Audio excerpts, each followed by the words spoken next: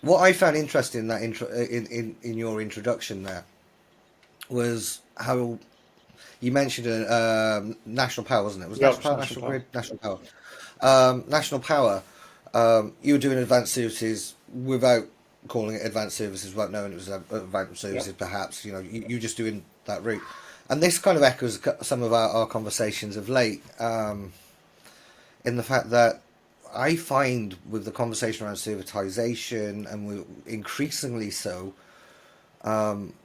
what we're seeing is quite narrow parameters of the definitions, and something that we've been talking about a little bit, and something that I've been writing about a little bit as well, is that I'm now more and more, whether we term it servitization or advanced services, I'm starting to see this umbrella area here, and many different pathways to it, and also many different outcomes, whether it be full outcome based services, whether it be something perhaps lesser down that line. Um, can you just speak to me a little bit about that, and then kind of let's go from there into the book as well, because I Yeah. know the book kind of has Kind of some of cover these it. key learnings. So I think there's an interesting segue there anyway. Um, I kind of don't get hung up on advanced services. I think there's a continuum, and I think it's Yeah, contextual is really important. And it sounds like, yeah, so what? But I think it's really about solutions. Some of the most advanced services I've seen are actually you can buy on a very simple transactional basis, and some of the more basic services I actually want on a long-term basis. And I don't think we've actually characterized these as well as we yet need to. And I think that's part of the problem that we have. Um, the guys in Cambridge have a different nomenclature for it than what we have. And I think that's fine. It's about solutions. It's not about selling man hours. It's not about selling the spares.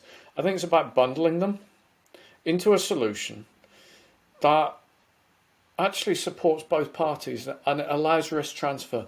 And I think risk transfer is a way that I would actually define advanced services rather than saying it's a relationship, it's this, that, or the other. If real risk transfer is going on, and this is what I like about Rolls-Royce Powered by the Hour, there's real risk transfer going on.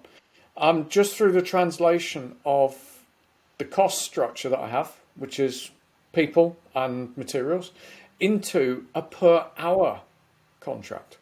So you pay per hour. But at the end of the day, it's the same as a taxi, to be perfectly honest. And I think sometimes we lose perspective on that. So really, when we're doing that transformation of inputs into an output and taking risk transfer off people, I think that's really interesting. And going back, it is solutions, I think, and maybe that's a better word for it. We bought some stuff from ABB for a turbine as it was, and we paid for it per hour that we used it. And we said, we're not going to pay for the conversion on this plant. We'll pay for it whilst we use it, and we get value. And I think that's something which is quite interesting. Rolls-Royce capture their value as their customers there are using the machine, and we'd transferred that across to ABB, and that was fine. We also had in that power advanced service contracts from ABB where we paid per hour, and to us it was just about transferring the risk of new technology. As soon as the new technology had settled down, we said thank you very much, and we cut the contract, and we went back to traditional purchasing from them and from others. And it's almost like the higher up you go in the it's a better thing. I don't think it is. It's contextual. It's a buyer responsibility and a seller responsibility to come to the point that they both feel comfortable with. And it depends on situations, I think. Sorry, sorry, carry go on, on. Sean. No, I was just going to say that point you make about when the technology has reached a plateau where it's more Yeah. democratized, the need for that risk transfer becomes less because the risk is lower. I've never thought about that in that way, where you could almost have this undulating, as it were, layer of service. I might be misreading what No, you're no, saying, but you're it's exactly just a bit. saying. When I was at Salter, for instance, we used to fight quite heavily against what is GE now, but it was Alstom at the time. They managed to keep the technology within the machine very advanced, and it kept changing. So there was no stability. So we couldn't compete on a like-for-like basis on a long-term agreement, particularly efficiently, I didn't think. Because they were always focusing, and their example on the GT13E2 was really good because they kept providing more and more customer value.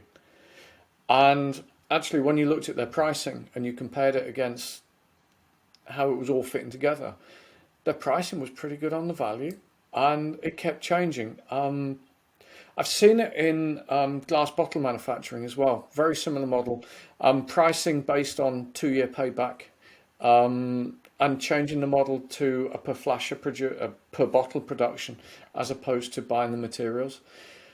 And I think we have to look at these in different perspectives, and that provides different pathways to different solutions. And that's why I say I think it's about solutions, and it's about taking risk away from people. And sometimes it's moving closer to them and creating a solution where we're both part of the team and we're doing it together. And I think this is kind of a mistake sometimes we make, that everything comes from the seller. It's kind of seller push.